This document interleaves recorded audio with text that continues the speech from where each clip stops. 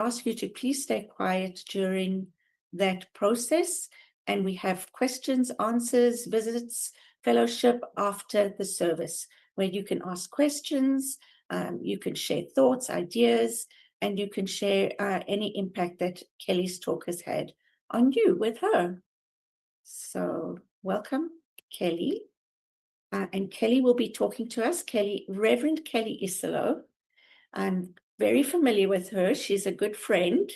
And she's going to be talking to us about the title of her talk, When Our Tears Feed the World. I'm not sure exactly what that's about, but it's an intriguing title. So I'm going to stop share and let you know a little bit more about her. She is passionate about supporting people and organizations to live and love more authentically, to move towards a better version of themselves, and to move towards making their mark on the world. She's masterful at relating concepts across her various life experiences, which allows her to connect with and support audiences from all walks of life. So welcome back, Rev Kelly. Good to have you here. Always good to be here. Little party going on there.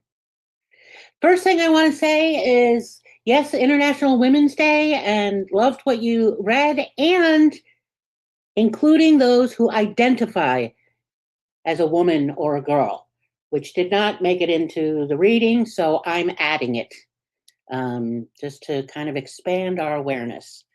And that actually, in a little kind of way will connect to what I'm talking about today, because there have been a lot of tears shed for those who have spent their life working towards identifying as a woman, as transgender, and anyway. So yes, when our tears feed the world, you probably got to wonder, what the heck is that about? As Cheryl said, but have I ever given you a title that was not a little intriguing or makes you go, what is that? If I don't, otherwise it's no fun. There's thousands and thousands of boring talk titles out there. I want a title that's going to make you go, I wonder what she's going to talk about. And it's also like an affirmation that you can repeat over and over. So if you remember nothing else from today, just remember that really our tears feed the world, and I'm going to explain that, but our tears are generosity in motion. And that will make more sense as I go along. And I want to start with a story that that I heard long ago, and it lives in me all the time when I'm crying, when someone else is crying, tears of joy, tears of sadness, whatever the tears are. And it comes from from a National Geographic or some kind of nature show, because I'm pretty nerdy, like math, science, and if there's a word, I love the etymology of language, words. Most of us assume we know what a word means until you go look at the etymology, its roots and all, and then we're like, oh, So this story comes from the Amazon rainforest, and it's about butterflies. It's about turtles and tears, of course. So there are butterflies in the Amazon that drink the tears of turtles. Yes, you heard me. There's butterflies in the Amazon that drink the tears of turtles. What they do is the butterflies come, they're flitting about, and the turtles come out of the water to their log, to the shore, whatever, and the butterflies come fluttering down and land gently on the turtles, on the faces of the turtles, and with their itty bitty tiny little butterfly tongues, they sip the tears right from the eyes of the turtles. And it's not because the butterflies are strange. It's not because they've smoked something weird. they're not attacking the turtles. They're not doing anything at all except caring for themselves because they need, like us and most life, needs salt to survive. And it's pretty much the only place that they can find it is in the tears of another, which is the turtles. Salt is very rare in the Amazon rainforest. So this is what the butterflies do. And here's the best part of it. The turtles don't resist. They just kind of sit there and they allow it. They might blink. They might, take a breath here and there. But for the most part, they just let it happen. I think there's probably used to, oh, here comes the butterflies. They're going to land on my face and drink my tears. So what can look like sorrow, right? Tears often look like sorrow, really becomes sustenance. Now, I'm not suggesting the turtles are in sorrow, but if we sort of shift that to humanity, oftentimes tears are sorrow. Of course, there's tears of happiness. And in this case, I'm narrowing it to just sorrow. But those tears become sustenance. So what overflows from one life becomes nourishment for another. And in this case, so the turtles, what overflows from the turtles becomes nourishment for the butterflies. And the first time I heard that story, I thought, well, if we were honest with ourselves, isn't that what we're all doing? I think so. Aren't we all in one way or another trying to live in this holy exchange of giving and receiving, which is not two sides of the same coin. You can't separate them, right? Giving, receiving. It's like one word. We are living in that holy exchange, that one sorrow nourishes the other, and we're being healed by someone's tears, by someone else's tears. I'm not talking about our own. I think we've heard that before. To let it out, to cry, that, crying is healing. And I'm going to come back to that one. But this is why I said at the beginning is that my tears are generosity in motion, because when I cry, that's emotion there. And I'm generously giving, right? My tears are feeding the world. My tears are feeding another, whether I know it or not. When I first heard about this, there's actually a word for it. It's called lacrophagy. Like I said, I'm a word nerd. And it literally means tear feeding. And I thought, there's actually a word for this. So it's a whole lot. If there's really a word for it, it's a lot bigger than I might imagine. And I was really quite surprised to find that there was a word. One, because I like Scrabble, and if you can get enough letters going, lacrophagy makes a really good Scrabble word. But also just because I'm a word nerd. But it really felt like, this idea of the butterflies coming down and feeding on the tears of the turtles, it really felt like a living parable, right? Tears are made up of water and salt. And isn't that the essence of Earth? The planet we're on, Earth and the sea, water, salt from earth, water from the sea. Tears come when something inside us can't stay contained, right? Think about the last time that you cried, the last time that, whatever the reason for the tears, but it was because something inside you couldn't stay contained. Although we have, I can't speak for Canada, but I can tell you in US culture, we have unfortunately been taught very well how to not allow, how to keep that contained as tightly as possible, rather than allow the body to tell the truth about an experience, which we do through tears. It's how the soul hydrates the heart, right? That's when the more we stuff those, the more brittle, the harder our heart becomes. I think not that we become hard-hearted and mean and nasty, but I think, understanding that unless we are, right, that generosity in motion, that we build up this wall. So what if our tears, the ones we hide, I'm going to confess to this, I've hidden tears a time or two in my life, and you can feel free to raise your hand or not, but I'm pretty sure, even if you don't, thank you, Heather, even if you don't, thank you, Cheryl, I know I'm not the only one. And it's not just Heather and Cheryl either, that probably most of us. And whether, there's tears we hide, and then there's the one that makes me absolutely crazy, that when people apologize for their tears. Have you ever been in a conversation with somebody, and maybe you've done this, but thinking of the other person, and all of a sudden you can see their eyes are getting kind of watery, and they're getting a little choked up, and maybe something starts to leak out of their eyes, and all of a sudden they go, "Oh, I'm so sorry," and I'm like, "For what?" Your body is telling the truth about something. Your body cannot contain what the tears are trying to say. It's not a sign of weakness. It's not a sign of failure. Rather, it's an offering, right? Our tears feed the world. What if your tears were food for the soul of the world? What if they keep compassion alive?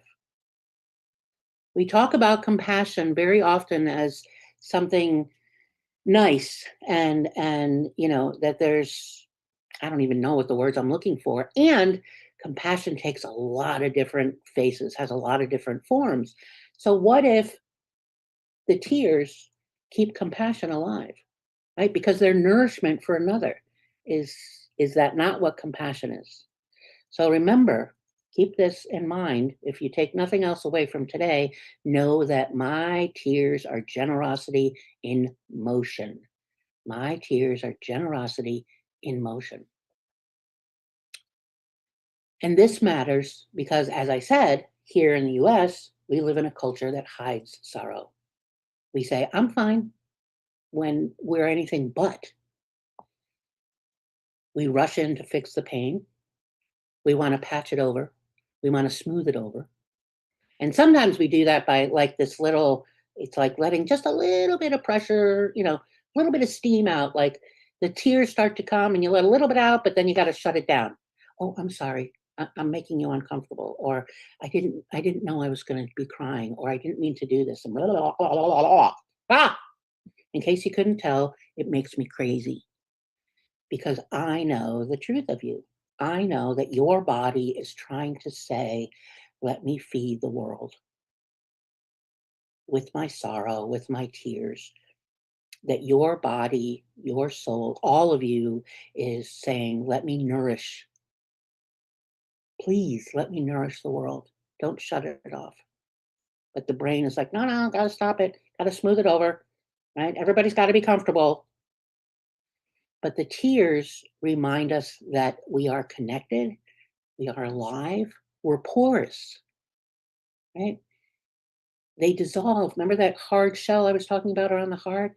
They dissolve that and then reconnect us to each other. And they reconnect us because we're nourishing someone else. You ever been in a room or a retreat or a meeting or something, and maybe you're the one who's done this, but all of a sudden one person's tears, right? That whatever is going on, they're moved to the tears, right? The body can't contain whatever's going on for them.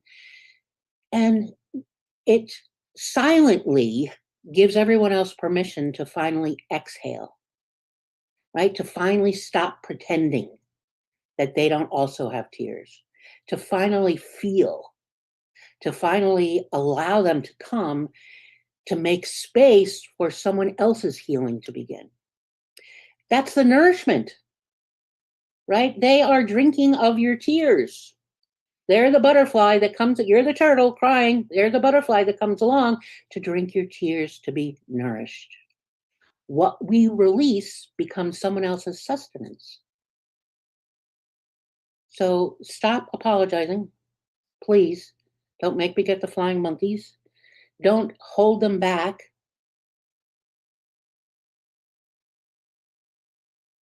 My tears are generosity in motion. My tears are generosity in motion. So how do you live that? how do you be the turtle and the butterfly? Well, be willing to let yourself feel. We have stories. We carry stories that says to cry is, like I said before, is a sign of weakness or failure or the amount of doubt that goes on inside and the stories we tell ourselves, like, aren't I over this by now? Well, clearly not. If there's still tears that the body wants to release, then clearly you're not. And is there some sort of time limit to being over something? No, no, there isn't. I tell people all the time, I heal at the speed of Kelly. I heal at the speed of Kelly. Cheryl heals at the speed of Cheryl. Heather heals at the speed of Heather. Elizabeth heals at the speed of Elizabeth. And no one gets to decide what that speed is. And you don't have to speed it up or slow it down. You just have to let it be what it is. So allow yourself to feel. Let the tears come. Let your grief, your exhaustion, the longing, sometimes it's tears for longing. Let them have their way with you for a while. It's okay. You're not going to stay stuck there. When you pray, if you journal or you sit in the silence or you walking meditation, whisper to yourself, even my tears are holy. My tears are holy, because they are. They cleanse our consciousness. They soften what's been hardened. They open us to new life. They nourish another. Back in the end of November, my mom died, and I knew she was going to die. She'd been sick for a while, and we were very close.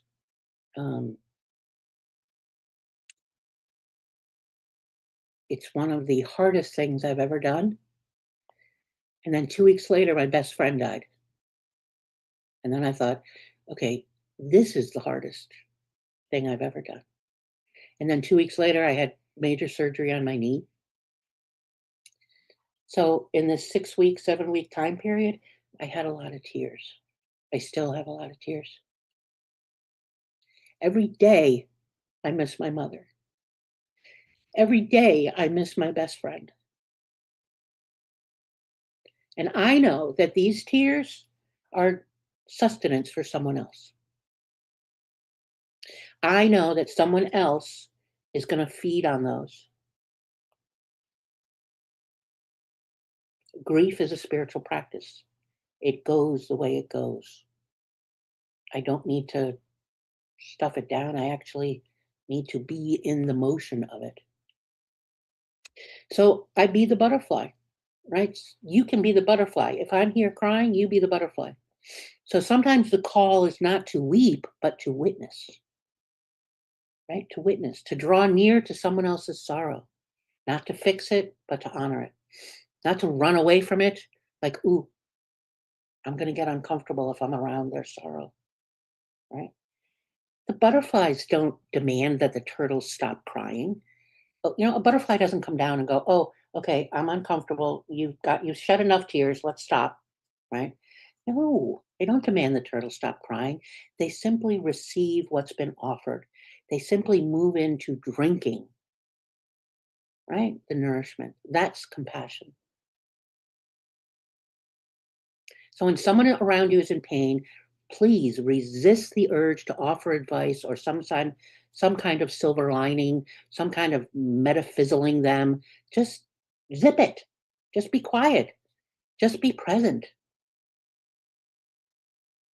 Remind yourself, and you can even say it out loud. I see your pain. I don't need to make it smaller. I'll just stay right here. I'll just stay right here. That's it. That's being the butterfly. It's just feeding on truth. There's no illusion. Tears are truth. And then you be both.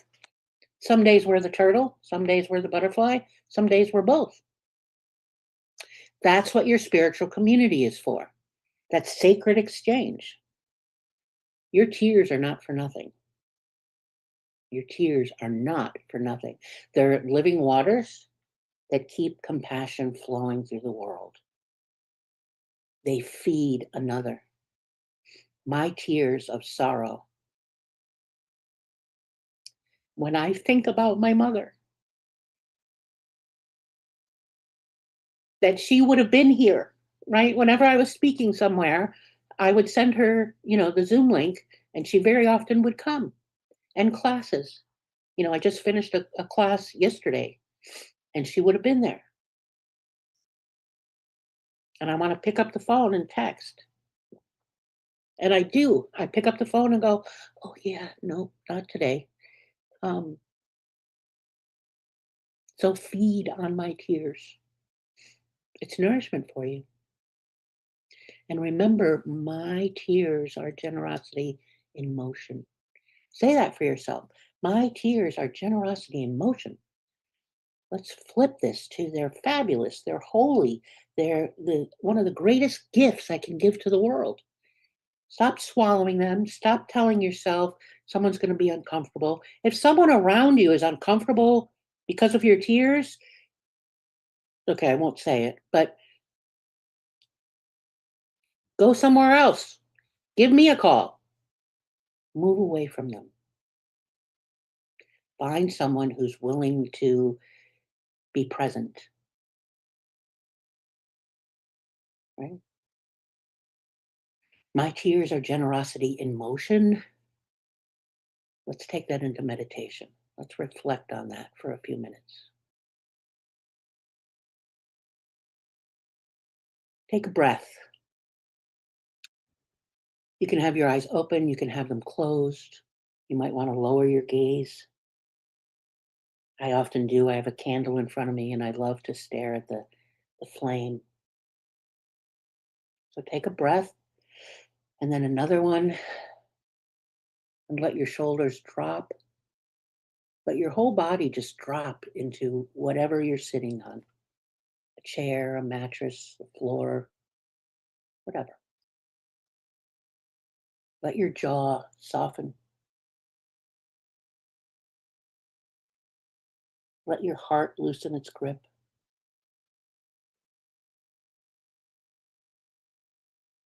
Take another breath. And then bring to mind a time when tears came easily. Not the kind that you fought back, that you tried to keep to yourself. No, I can do this alone. I don't want somebody else to see my tears.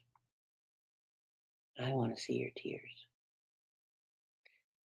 Bring to mind a time when your tears came easily, that they just rose from somewhere deep within. The tears that say, I'm still alive. And feel that memory in your body. Let it move through the body. Notice the warmth behind your eyes. Notice the ache in the throat, the river that wants to move through you. It could be right now. Every tear that has ever fallen from your eyes is proof of your connection to the world. It's proof that you care enough to feel, that love still matters enough to move you.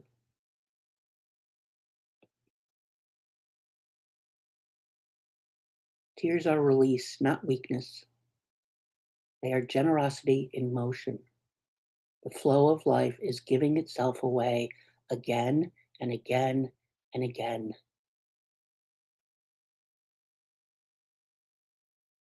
Every drop is feeding a heart somewhere. Could be someone you'll never meet. Whisper softly to yourself, my tears are generosity in motion. My tears are generosity in motion.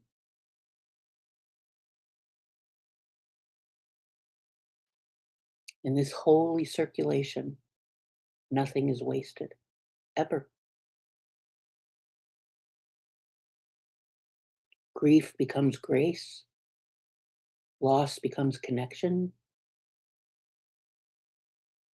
and tears are the river that carry us all back to love. So take one more deep breath. And as you exhale, imagine that your breath joins with the wind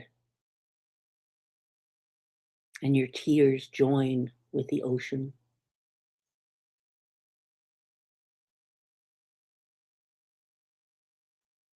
And when you're ready, on your time, when you're ready, open your eyes and remember that your tears feed the world. And so it is.